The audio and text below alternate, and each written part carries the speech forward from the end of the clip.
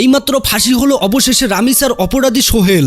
বর্তমান সরকার রামিসার এই সর্বোচ্চ শাস্তি ইনশাল্লাহ আগামী 1 মাসের মধ্যে নিশ্চিত করবে এবং সেই সর্বোচ্চ শাস্তি হচ্ছে মৃত্যুদণ্ড। এই জুতাটাই ছিল রামিছার, একটাই জুতা। প্রিয় দর্শক দেখতে পাচ্ছেন, দেখেন বাবা, এই রামিছার একটা জুতা পেয়ে একদম আমাদের বাচ্চা কবরে আর ও হচ্ছে ঘুরে মানে জেলের মধ্যে ঘুমাবে, এটা তো হয় না।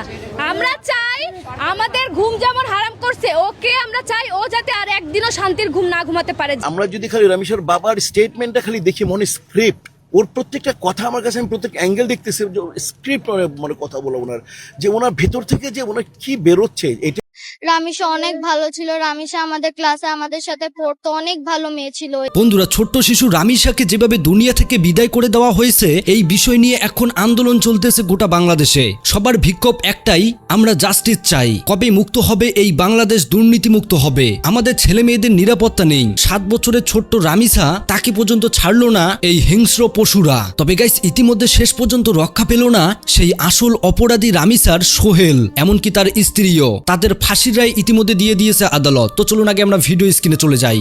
এই জুতাটাই ছিল রামিছার, একটাই জুতা। প্রিয় দর্শক দেখতে পাচ্ছেন, একটাই জুতা ছিল রামিছার।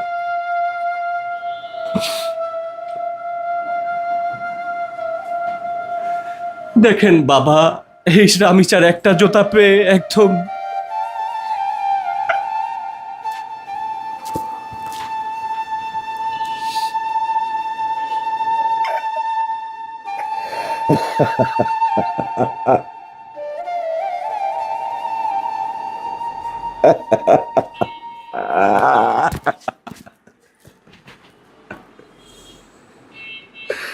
আমি ব্যর্থ বাবা, আমি পারি নাই আমার সন্তানকে রক্ষা করতে। আমি ব্যর্থ বাবা, আমি একজন ব্যর্থ বাবা, আমি আমার সন্তানকে রক্ষা করতে পারি নাই।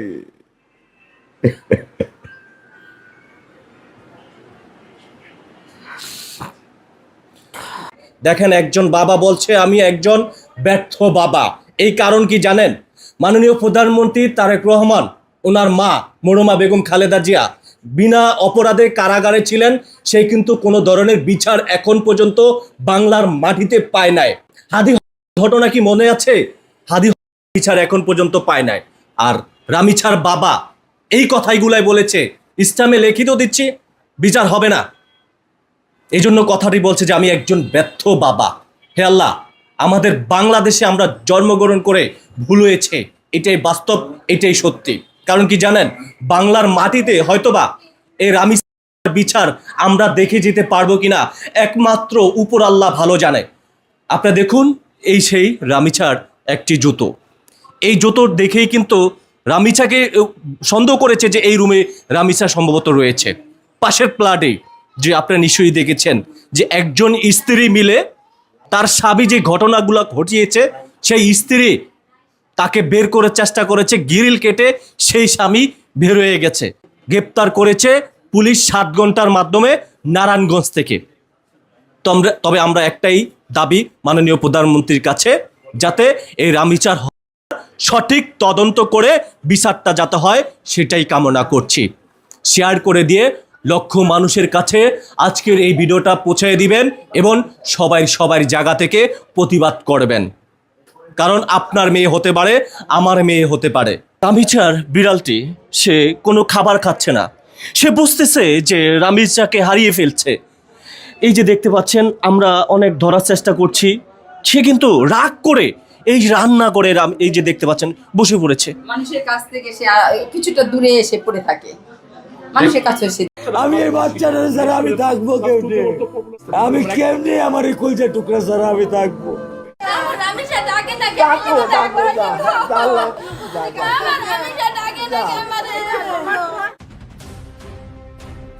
প্রকাশ্যে ফাঁসি, অবশেষে সঠিক বিচার পেল মিরপুরের পল্লবীতে ধর্ষণ খুনের পর হত্যা হওয়া শিশু রামিসা আক্তার। আদালত প্রকাশ্যে জনসমক্ষে ফাঁসিতে ঝুলিয়ে মৃত্যুদণ্ডের রায় দিয়েছেন ঘাতক সোহেল রানার। কবে এবং কোথায় এই ফাঁসির রায় কার্যকর করা হবে, এই সকল তথ্য এবং ঠিক কিভাবে সিনেমার মতো এই হত্যাকাণ্ড ঘটানো হয় সেই ঘটনার বিবরণ শুনলে আপনার বুক কেঁপে উঠবে, রাগের হাত মুষ্টিবদ্ধ হয়ে আসবে। আজকের এই ভিডিওতে সেই সমস্ত তথ্য, অজানা বিবরণ এবং এই ঘটনার সার্বিক প্রেক্ষাপট নিয়ে বিস্তারিত আলোচনা করা হবে, তাই শেষ পর্যন্ত থাকুন। চলুন শুরু করা যাক। গতকাল 21 মে রাজধানী ঢাকার মিরপুরের পল্লবী এলাকায় এমন একটি ঘটনা ঘটেছে যা দেশের প্রতিটি বিবেকবান মানুষকে হতবাক করে দিয়েছে। মাত্র 7 বছর বয়সী দ্বিতীয় শ্রেণীর স্কুল ছাত্রী রামিসা আক্তার, একটি ছোট্ট নিষ্পাপ মেয়ে যে মাত্র কিছুদিন আগেও স্কুলের ব্যাগ কাঁধে নিয়ে পথ হাঁটত, বই পড়ত, স্বপ্ন দেখত, সেই মেয়েটিকে ধর্ষণ করা হয়েছে এবং এরপর অত্যন্ত নৃশংসভাবে হত্যা করা হয়েছে। শুধু ধর্ষণ করেই ক্ষান্ত হয়নি ঘাতক, আলামত মুছে ফেলার উদ্দেশ্যে সেই ছোট্ট শিশুর গলা হত্যা হয়েছে। এই ঘটনা কোনো সাধারণ অপরাধ নয়, এটি একটি পরিকল্পিত ঠান্ডা মাথার বর্বরতা যা মানুষের পক্ষে করা সম্ভব বলে বিশ্বাস করাই কষ্টকর। এই ঘটনার প্রধান 2 আসামি হলেন সোহেল রানা এবং তার স্ত্রী স্বপ্না আক্তার। পুলিশ ইতোমধ্যে এই দুজনকেই গ্রেফতার করেছে। প্রাথমিক জিজ্ঞাসাবাদে সোহেল রানার স্ত্রী স্বপ্না আক্তার তার স্বামী সম্পর্কে এমন কিছু তথ্য দিয়েছেন যা পুরো ঘটনার ভয়াবহতাকে আরো স্পষ্ট করে তোলে। সোহেল রানা পেশায় একজন রিকশা মেকানিক, কিন্তু তার বিরুদ্ধে ইতোমধ্যেই নাটোর এলাকায় সন্ত্রাস বিরোধী আইনে একটি মামলা বিদ্যমান, অর্থাৎ এই লোক আগেও আইনের চোখে অপরাধী হিসেবে চিহ্নিত। স্বপ্না আক্তার জিজ্ঞাসাবাদে বলেছেন তার স্বামী সোহেল রানা একজন পাগলাটে ও অস্থির স্বভাবের মানুষ। স্বামী তাকে প্রতিনিয়ত নানাভাবে নির্যাতন করত। তারপরও এই ভয়ঙ্কর ঘটনার সময় সোহেল রানাকে পালিয়ে যেতে সাহায্য করেছেন তার স্ত্রী স্বপ্না আক্তার নিজেই। পরবর্তীতে অভিযোগ স্বীকার করায় স্বপ্না আক্তারকেও কারাগারে পাঠানো হয়েছে। এরপর সোহেল রানা নিজেই দিয়েছেন এক চাঞ্চল্যকর স্বীকারোক্তি। একে একে বলেছেন কিভাবে তিনি শিশু রামিসাকে তার রুমে নিয়ে এসেছিলেন, কি করেছিলেন এবং এরপর কিভাবে পালিয়ে গিয়েছিলেন। সেই স্বীকারোক্তির বিবরণ শুনলে যে কোনো সুস্থ মানুষের গা শিউরে উঠবে। রামিসার বাবা মা সেই সময় বাসায় ছিলেন না। তাদের অনুপস্থিতির সুযোগ নিয়ে ঘাতক সোহেল রানা জোর করে ছোট্ট রামিসাকে তার নিজের রুমে নিয়ে যায়। এরপর সেই 7 বছরের নিষ্পাপ শিশুটির সঙ্গে সে নিপীড়ন করে। এই কথাগুলো আমি কিভাবে কোন ভাষায় বলবো তা বুঝাতে পারছি না, কারণ এই মেয়েটি জানতোই না সেক্স কি, বুঝতো না শারীরিক নিপীড়ন কাকে বলে। সে শুধু জানতো মাঠে খেলতে যেতে, মায়ের কোলে ঘুমাতে। অথচ সেই মুহূর্তে সে কতটা যন্ত্রণা পাচ্ছিল, কতটা ভয় পাচ্ছিল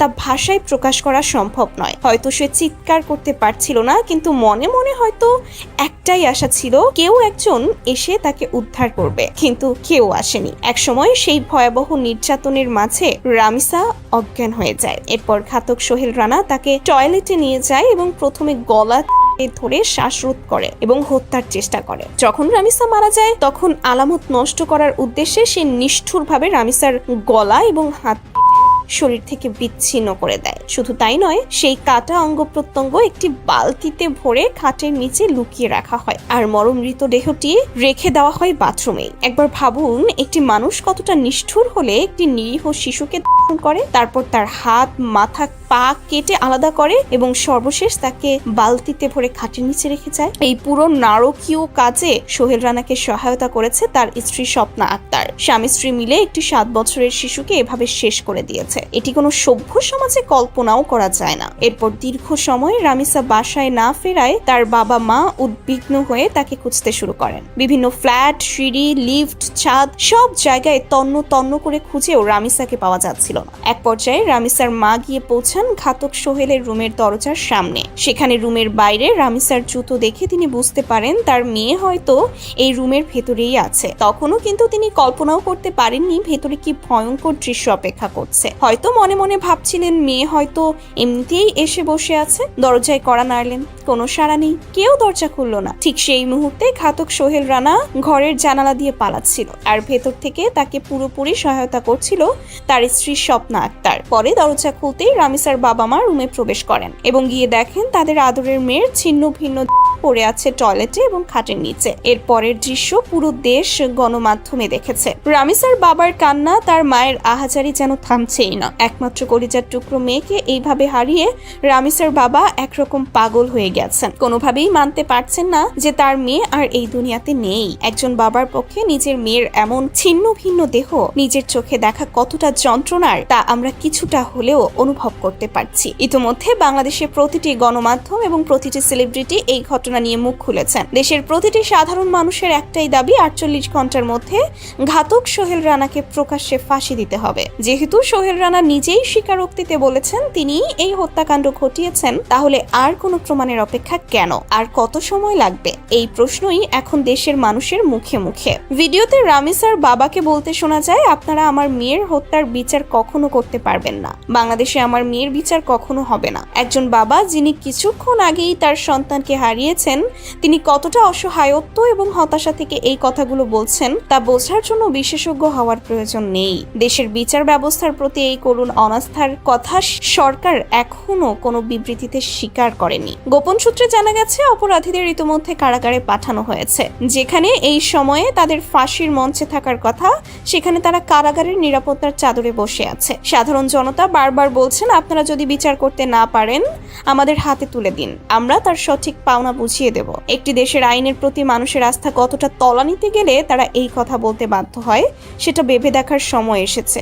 শুধু এই একটি ঘটনা নয়, গত 24 ঘন্টায় সারা দেশে আরো 4টি শিশু ধর্ষণের ঘটনা এবং একজনকে হত্যার ঘটনা গণমাধ্যমে উঠে এসেছে। এই মাসের মধ্যে কমপক্ষে 10 জন শিশু ধর্ষণের খবর ইতিমধ্যে প্রকাশ পেয়েছে। অথচ এই ঘটনাগুলোর একটিরও বিচারের খবর গণমাধ্যমে নেই, কোনো অপরাধীর শাস্তির খবর নেই। তাহলে এই অপরাধ বন্ধ হবে কিভাবে? অপরাধী জানে সে যাই করুক সর্বোচ্চ 2 থেকে 3 বছরের জেল হবে, এর বেশি কিছু না। কিন্তু এই ধরনের জঘন্য অপরাধের সর্বনিম্ন শাস্তি হওয়া উচিত প্রকাশ্যে ফাঁসি বা অন্য কোনো উপায়ে মৃত্যুদণ্ড। তাহলেই হয়তো দেশের ছোট মেয়েগুলো, আমাদের ছোট বোনগুলো একটু নিরাপদে বাঁচতে পারবে। কিন্তু দুঃখজনক হলো, সরকার বা সরকারের কোনো উচ্চ পর্যায়ের ব্যক্তিত্বের কাছ থেকে এ বিষয়ে কোনো কার্যকর বিবৃতি এখনো পাওয়া যায়নি। বাংলাদেশের জনপ্রিয় আইনজীবী মিথুন সাহা এই মামলা প্রসঙ্গে বলেছেন, এই মামলায় আসামির পক্ষে কোনো আইনজীবী লড়বেন না এবং যদি কোনো আইনজীবী তার পক্ষ নিয়ে মামলা লড়তে আসেন তার বিরুদ্ধেও প্রতিবাদ করা হবে। বাংলাদেশের প্রতিটি সেলিব্রিটি, প্রতিটি অভিনেতা, প্রতিটি সাধারণ মানুষের একটাই চাওয়া, একটাই দাবি, 48 ঘন্টার মধ্যে এই বিচারের রায় দিতে হবে এবং সর্বনিম্ন শাস্তি হতে হবে মৃত্যুদণ্ড। তবে দেখা যাক শেষ পর্যন্ত কি হয়। এ বিষয়ে আপনার কি মনে হয়? রামিসা কি তার সঠিক বিচার পাবে? আপনার মতামত আমাদের কমেন্টে জানিয়ে দিন। আমাদের পরবর্তী খবরগুলো মিস না করতে চাইলে এখনই আমাদের ইউটিউব চ্যানেলটি সাবস্ক্রাইব করুন এবং ফেসবুক পেজটি ফলো করুন। ধন্যবাদ সবাইকে। আমি কিছুই চাই না, আমি বিচার আপনারা করতে পারবেন না। আপনি আমার দুঃখ কি বুঝবেন?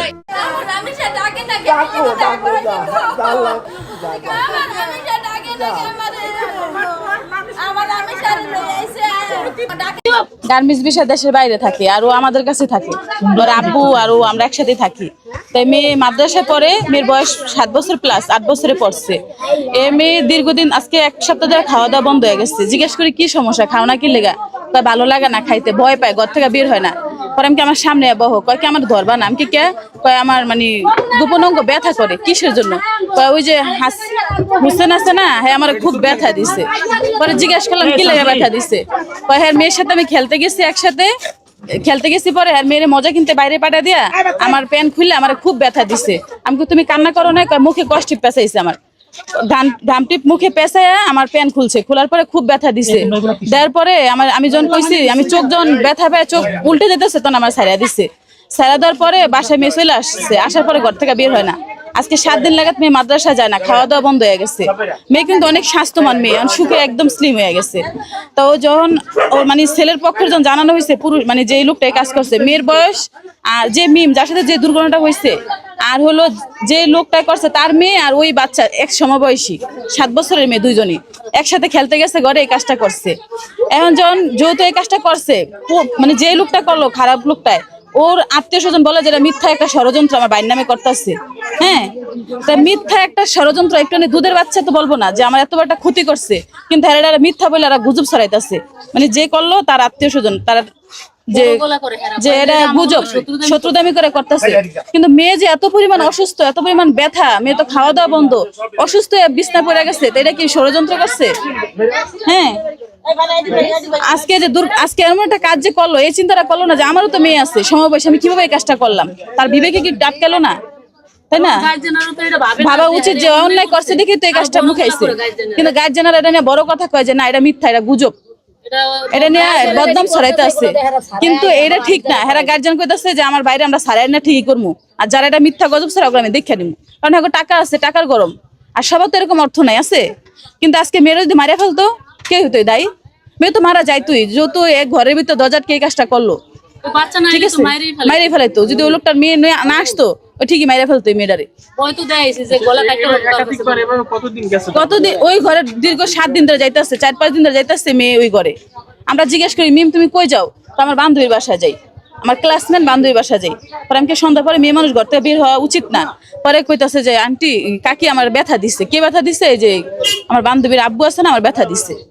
হ্যাঁ, কিন্তু আজকে দেখেন আজকে এই কাজটা এমন ভাবে ভয়ানক ভাবে করলো, এটার বিচার তো অবশ্যই সবিচার দরকার, তাই না? উনি তো একটা 45 বছর একটা পুরুষে কিভাবে করলো 7 বছর একটা বাচ্চার সাথে? আর ও যে আজকে মারা তো দায়ীবার কে নিত? ও তো একটা বাপ, ও তো একটা মেয়ের সন্তান জন্ম দিচ্ছে, তাই না? ওর তো বোঝা উচিত ছিল যে আমি যে অন্যের মেয়ের ক্ষতি করি আমার মেয়ের কি হইব, একবার ভাবা দরকার ছিল না? তা আমরা চাই যে এমন একটা বিচার করুক যে বাংলাদেশে সব পুরুষ তো একরকম না, আল্লাহ তো সবার মানুষ একরকম দেয় নেই।